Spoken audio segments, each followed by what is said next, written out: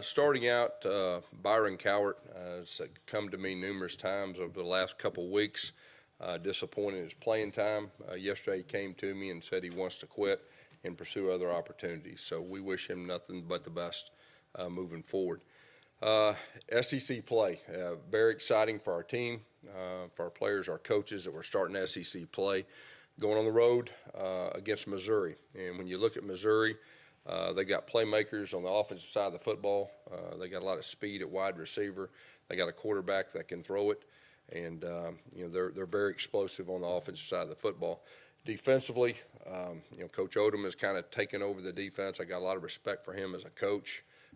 He does a lot of good things. When I look at their defensive front is disruptive, and probably the biggest thing is just trying to predict, how they're going to play now that their coordinator is no longer with them and Coach Odom is calling the plays. But, overall, it's a good challenge for us. We're on the road in the SEC. You've always got to be prepared. Our message has been we got to get better each week. How does the quarterback situation work now, Sean? Yeah, Malik will be the number 2 quarterback, and we've been saying for a while that we feel very good about him and the way that he's performed in fall camp. Specifically the scrimmages, was very impressive. And, he started out the first 2 weeks and he was our number 2 guy anyway. So he got a lot of reps with the 2s, some with the 1s. And we feel good about him, moving forward if something would happen to Jarrett. Will he play first opportunity, or will you still try? Yeah, I think now that he's the number 2 guy, you got to think differently, as far as that goes. And, I know he's up for that. Gus, in your statement about Sean yesterday, Yeah. kind of announcing the injury, you said that he made some decisions that were not in the best interest of the team or himself. Right. And I thought that or himself thing was kind of unusual for you. You usually just say it's a team violation, whatever. Yeah. Why add that? Well, I feel bad for Sean. Sean's a tough guy. He's a warrior. But he made some bad decisions, and I hurt for him. And that's the reason I put that in there. Same kinds of decisions? What's that? Is it the same kind of decision? That's between me and him. That's between me and him. Gus, the defensive tackle. Tyrone Truesdale's been a guy that's played some. Mm-hmm. Who else? He and Gary Walker, the next couple of guys? Yeah, I think so. And Nick Cole's got the ability to come inside too. And, Truesdale's coming on. Andrew Williams obviously is already in the mix, so we feel good, and I think right now our defense is the number 2 defense in the country, and our defensive line has a lot to do with that, and we feel good about that position, and we feel good about the depth there. You said in July that in the last couple of years that quarterback depth has been the Achilles heel. Yeah. That you felt good about it now. Does that change at all? Well, obviously when you lose one of the guys that has experience, that's concerning, but at the same time, the opportunity that Malik Willis has now, which, we've been extremely high on him. And so, obviously when you lose an experienced guy, it does affect your depth. But, right now I'll say we got 2 guys that we feel comfortable with playing. Is this a recent thing with Sean, or has this been going on for? Yeah, all that's between me and him. Because on a human level, you've had to dismiss prominent players the last couple of years, which Sean was someone with so much respect in the locker room. Mm-hmm. Commended by coaches and players alike for years now for Yeah. his leadership and other things. Just how emotionally difficult was this for you, for the team, Yeah. for everybody? Just for me personally, anytime you got to dismiss a player, it's not a very good feeling. So that's probably the best way to put it. Gus, how do you practice not turning the ball over? Well, obviously when you turn the ball over 5 times, we got to make more of an emphasis of that. And so we will definitely do that. That was uncharacteristic of our team, over the years. So the coaches understand that. There will be a high attention to detail in the ball security of everyone on the offensive side and everyone that touches the ball in special teams. And because, anytime that happens, that's coaching. And that starts with me as a head coach. And the penalties and the turnovers, that's something that's unacceptable. And our coaches understand that. And it will be a huge emphasis moving forward. Not that it wasn't an emphasis before, but obviously whatever product you put out on the field, you got to correct it. I know we've asked a lot about only playing Karen Petway the last 2 games. Mm-hmm. Is there a reason for that beyond just you want to play him and that maybe Cam Martin's injured? No, no. I think it was more of, I think, how the game unfolded, and it was a close game, and I think the security of a veteran guy in there. Now moving forward, I mean, you're going to see more running backs and Cam getting the game and other guys, but that was the thinking, in that particular game. Understand. Coach, given how he runs, do you worry about Cam's durability at all? Just carrying that many times? What did he carry it? Two games, 20+ times, back to back. I mean, obviously we've got to take care of our guys, but like I said, as that game unfolded, it was a close game on a game that we should have won, and we should have won by more. So I think that had a lot to do with it. Now, KJ will be back this week, so that will definitely help with that. But Cam Martin is a guy that we know can go in there and do some things, and Malik Miller is a guy that we got a lot of trust in too. KJ 100%? I'm not going to say he's 100%, but he practiced some last week.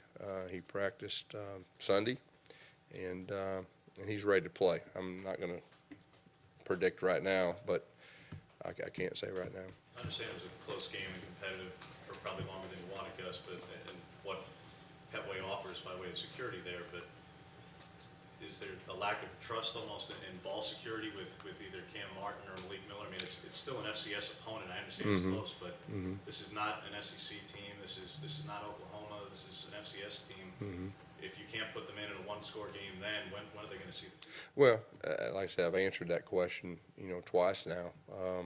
That was the thinking behind that. It didn't have anything to do with, our mistrust with the other two. It was just a coaching decision, and that was the decision made. Coach, you talked about the offensive line. What you're thinking going into this week's game? Yeah, Darius, he'll practice today non-contact, and we'll see, how he progresses during the week. What you'll probably see if Darius can't play is something very similar to the way the game ended late, but we're hopeful that Darius will be back, and I think we'll know more probably tomorrow. After reviewing film and seeing, just one practice of cleanup, what is it about the running game that's being slowed right now? Yeah, that's my biggest concern right now. I mean, we've got to be able to run the football better, and obviously Clemson has a great defense, and they shut us down in the run game. But last week we didn't execute like we need to, and we've got to do a better job of executing in the run game, because you get in league play, you're going to have to run the football effectively to win consistently, and our coaches understand that, and that's really been a big point of emphasis. Is that mostly with the offensive line you see it on film? I'm going to just say it's an overall execution of everything, but we weren't able to run the football effective enough Saturday. Playing the opponent that we were playing. Yeah, Go ahead. even with the turnovers, did you see a better tempo and Yeah. just kind of Well, yeah, if you can take out all the turnovers and everything that goes with it, there were some positives. In the tempo, we got some tempo going, and that was really a focus that we talked about last week as far as that goes. And then, of course, the in the passing game, the efficiency, that was also a positive too. So there was some things that, I know that Chip can carry forward with the offense and as they're progressing. How much has Jarrett Stidham progressed from the first game? I think last week you saw when he has time. I mean, he's a very good operator with his progressions. I mean, there was a couple times when he hit Petway on checkdowns that was the fourth or fifth option within his read. But I think it's like I've been saying, that the more experience he gets, the better. I mean, he's still really a freshman as far as experience is concerned. And I even said that before the year, that we got to keep that in mind. And the thing about him is he corrects his mistakes. We didn't throw the ball way out of the pocket the first game or two. You saw him Saturday do that. So I think he'll continue to improve. Coach, this has been obviously a rough start. On field, off the field, whatever you want to put it in a bowl. But how are you feeling about the group right now, considering things have started? Yeah, here's what you got to look at it from a head coach's standpoint. What you got to look at is, the facts are you're 2-1, and the team that you got beat by, they may be the best team in the country again. You're starting SEC play. That's what we've really been building up for. And we got a new coordinator, a new quarterback coach, and they'll consistently get better and better offensively as we go. We got a very good defense. Like I said, I think we're second-ranked defense in the country right now. Our kicking game is solid. I think we can be better. But if we keep improving, we can play with anybody in the country. I do know that, and so that's the way I'm looking at it. Great offensive line that could start and be ready. Right. Considering there has been some struggles, obviously, have you been surprised by that? Some of it has to been, we do have 2 new starters, and then one of our starters is playing a different position. So it does take some time, but I still feel that we do have that quality depth like we talked about earlier. And I think you saw a little bit of that, with Casey Dunn getting in the game, and then we had to move our center to right tackle. That leads to my next question. Why every year does it take 3-4 weeks for you guys to get gelled offensively, whereas a lot of teams kind of know their identity, or at least are much stronger offensively to start the season? Well, this year I think a lot of it has to do with what I just said, about 2 new starters up front, and every year is different. There's been years that we got off to a good start, but this offense will be a good offense. I mean, there's no doubt, and they're going to keep improving, and you'll see that every week. As it's a long season, do you worry about Petway breaking down with the amount of workload that he's been getting this first month? I mean, you're an SEC running back. I mean, you can look back at Trey Mason. He carried it quite a few times, and Cameron Payne carried it quite a few times. And so, that's just the way it goes. Now, the fact that KJ's back will definitely help. And then the fact, too, that, that you'll see the other 2 guys on the field some, too. So we're sensitive to that with not just him, but any kind of player, the volume, if it gets to that point.